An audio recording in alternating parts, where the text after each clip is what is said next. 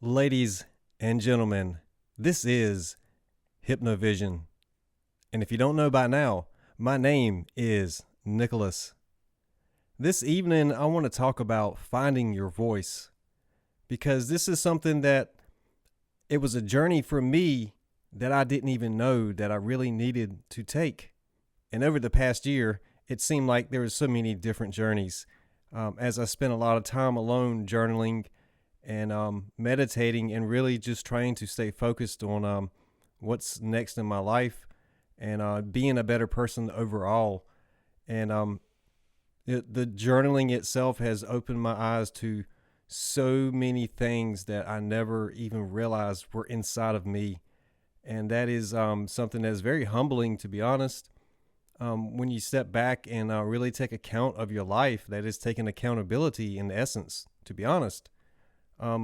What is it about my skill sets that I can use in other ways? Like this is a template because when I step back and I look, and you can do this in your own life, I spent 20 years in metal fabrication work and I never spent a day in carpentry class, but I can build, I can read blueprints.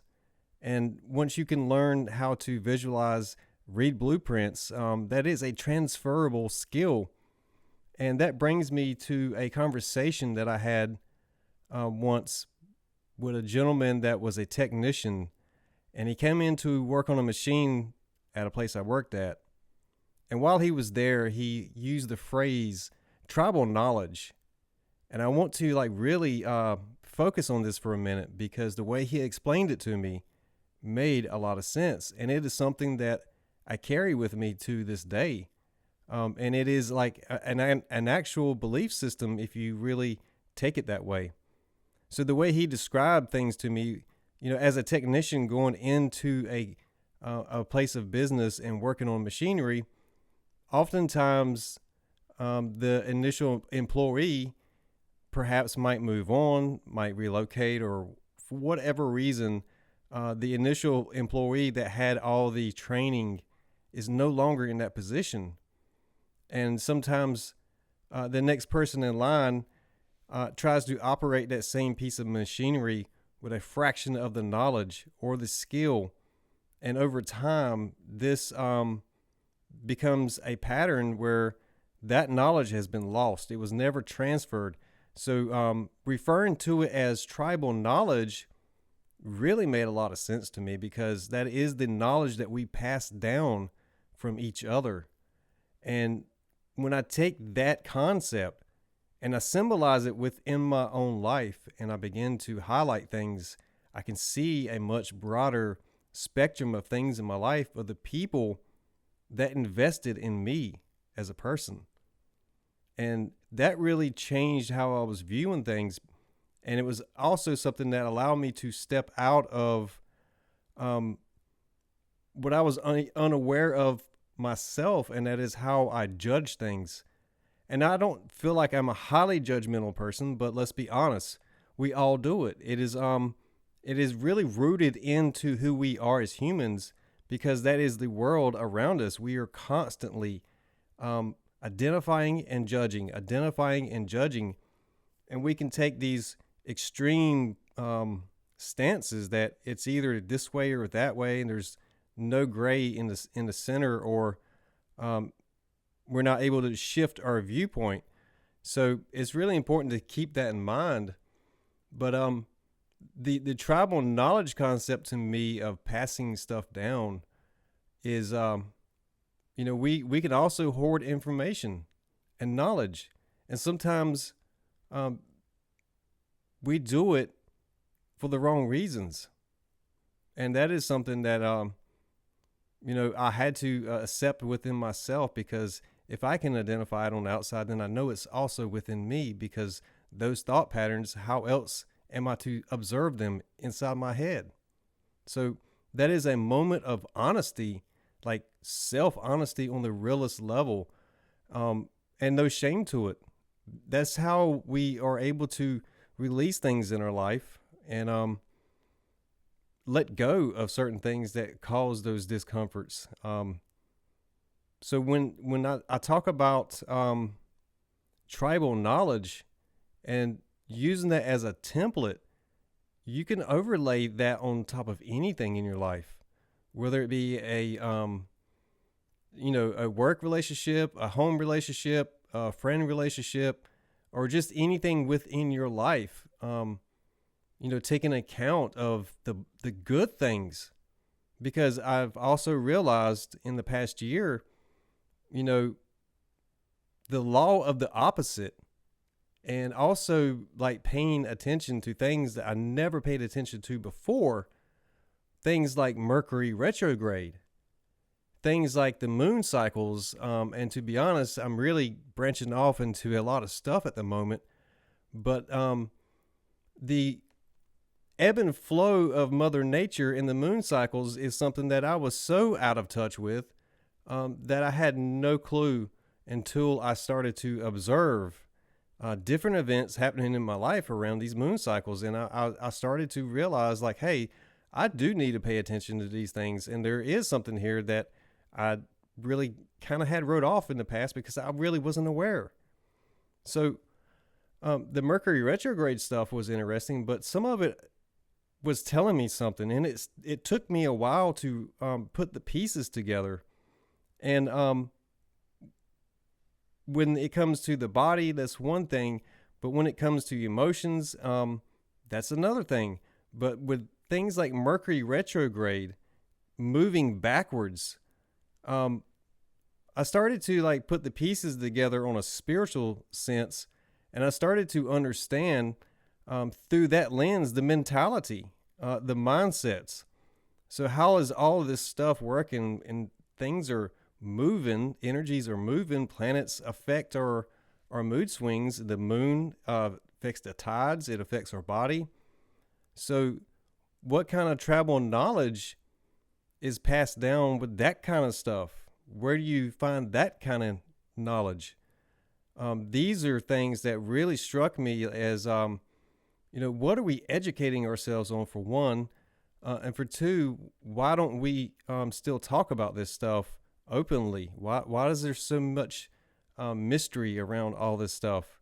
So my journey over the last year has been really to go inside of myself, within my imagination, and start to trust what is inside of me, because that is my inner voice. And that is finding your inner voice and then finding the strength to speak it out loud.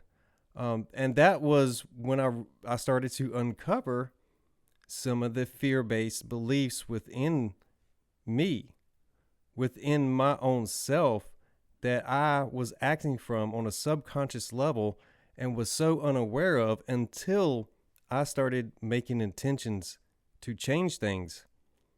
And so what would happen is, in order for the change to take place, first it had to be reflected back to me what needed to be changed. And that was paying attention to the signs, paying attention to the flags, paying attention to the repeating numbers and the sequences that were happening in my life around all these cycles. And so I spent all this time alone journaling and writing and really internalizing everything on many different layers, on a spiritual level, on a physical level, on a mental level, and how are our thoughts generated in the first place. So there's a lot of tribal knowledge that never got passed down. There's not really a true handbook that is in plain language that any human being can pick up about the human body. So there has to be some way for the Creator to intuitively guide us, just like animals instinctively know when to shift during the seasons. They know when to migrate. They have this natural rhythm with nature. And to me, that is the biggest hint to tribal knowledge that any person could ever look for. It's all around us. It's in nature. The universe is always sending us signs. And it depends on what it is we are focusing on with our attention is going to be what is predominantly coming back in the reflection. So here's a bit of tribal knowledge that I want to share. It was a tool for me, and at the time, I did not realize just how strong or powerful of a tool it was for self-reflection. But I remember journaling and asking myself, what is the deception in the reflection? And I remember thinking that to myself several times over, just allowing it to sink in.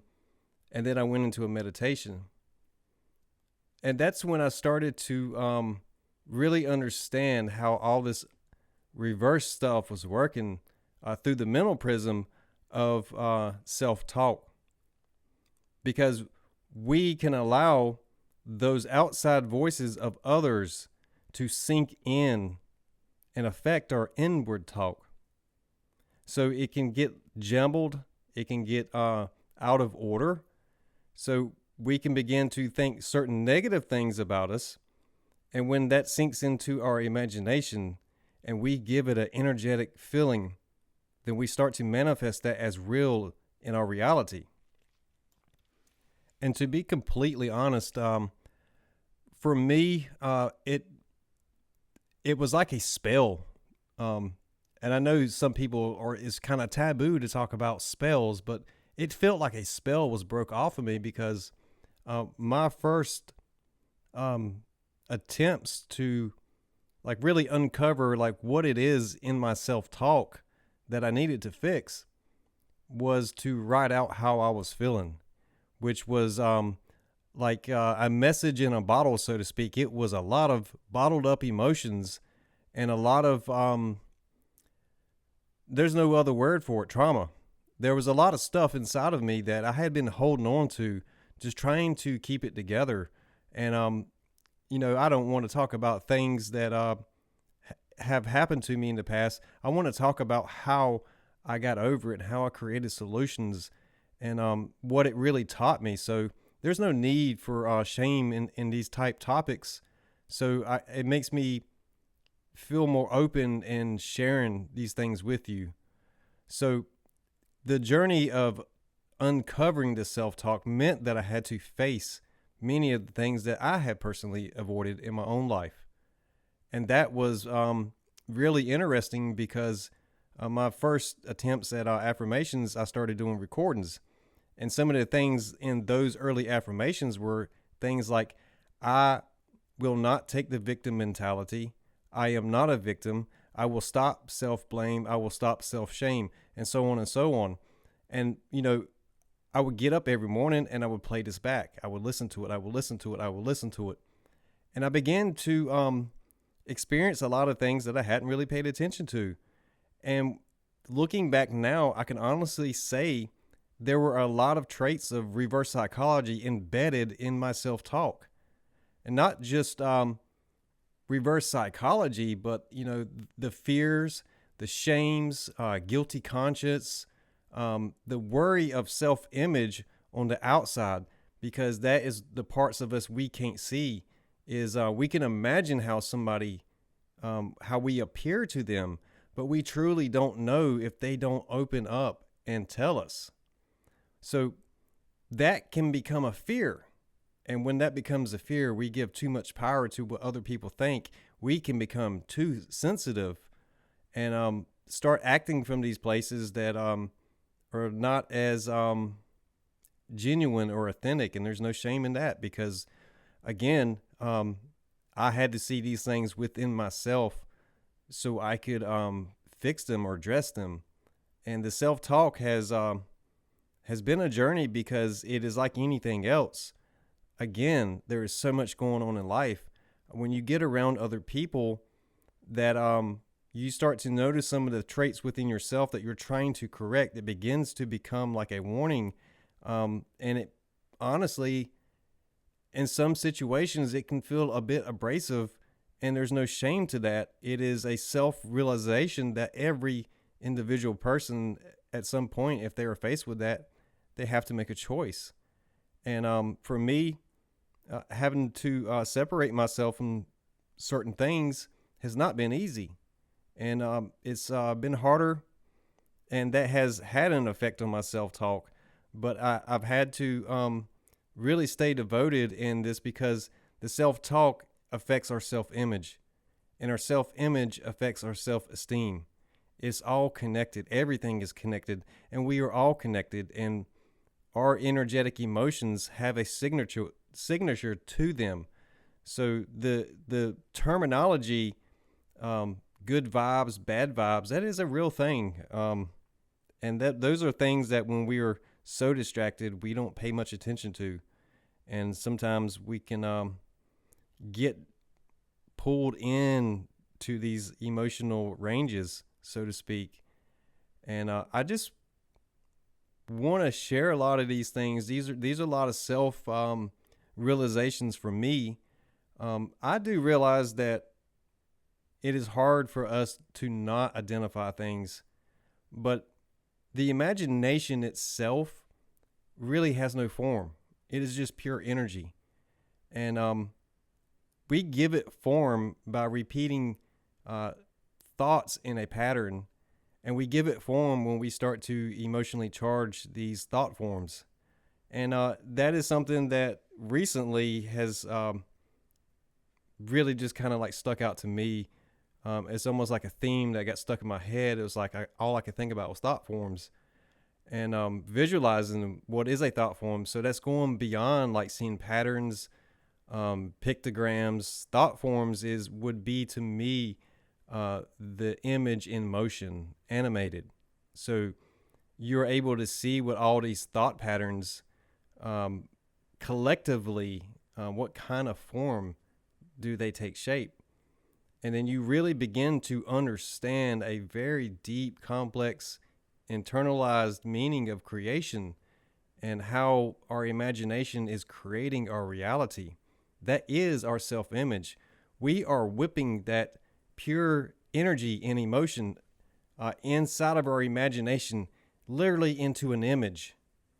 And we are holding that image in our imagination, and we are feeling the spirit of the body with that energy force. And, it takes a lot to say that out loud. For me, it really does. It takes a lot for me to say that out loud and not feel nervous and not be in fear of saying something that some people would probably laugh at, but others would understand quite clearly what it is that I'm saying. The spirit, right? It is symbolized in all the religions in different forms. But the best analogy of the Spirit to me would be water, the Holy Spirit, the Holy Ghost. In essence, Spirit is able to take many forms, just like water. So you can take a cup and get a glass of water out of the ocean. And is that still not ocean water in that cup? But it's taking the form of the cup. So Spirit fills the body, animates the body, and we give it thought forms. So it's quite complex, but it's quite simple when you actually grasp all this. And for me, I was almost in disbelief, but there were things that I had to accept that I felt like were true, but it was hard for me to believe that it was true. It was like, it's too good to be true. It almost is unbelievable that, some of my old belief systems were really born out of conformity, trying to fit in with the outside world, trying to blend in, trying to be not so much like everybody else, but to be an individual that blends in with everybody else. And so we start to take on little bits and pieces of everybody else. But on the flip side of that, I've also experienced with my life, at times being very much in the public and having to deal with public humiliation, slander, rumors, gossip. And these are certainly not things that I sat around and imagined and hoped that would happen to me. I think on the basement level of most human beings, the inner child does not want to hurt another human being. And we do find ourselves in these dynamics sometimes that are not favorable. But the one thing that I have learned is how those close proximities emotionally affect us. And that has been revealed to me this past year being alone. When I get around other people, I start to ask myself, is this me? Is it this vibe that I'm feeling? Is it me? Or am I truly picking up on what this person is putting down? So, no shame in that. No, like that literally can be a paradox of overthinking something. So being present just means you don't overfocus on something like that. This is the best way to put it. And I know I'm rambling on, but I want to tell everybody that has made it this far and still listening, I truly appreciate you. Even if it's like, again, no shame, people that I do know, I am quite aware that there's chances that you are listening too. And I just want anybody that possibly knows me to realize that there's nothing in my content that is directed towards anybody on a personal level. However, as part of my real life background story, there are people that, I've had certain profound changes in my life with, and I don't want to deny that, but there are lessons in some of those things that will be part of my content. But there will never be any kind of name dropping. That's not how I am.